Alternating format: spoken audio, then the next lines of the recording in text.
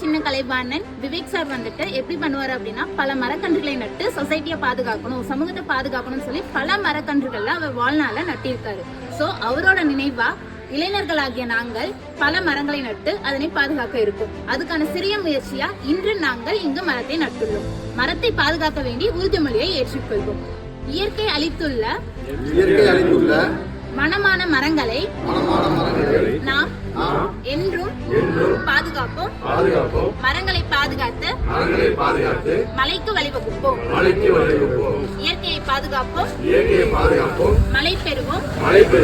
நம்மளுடைய அடுத்த தலைமுறைக்கு பல வளங்களை விட்டுச் செல்வோம். மரம் வளர்ப்போம், மழை பெறுவோம். மரம் வளர்ப்போம், இயற்கையை பாதுகாப்போம்.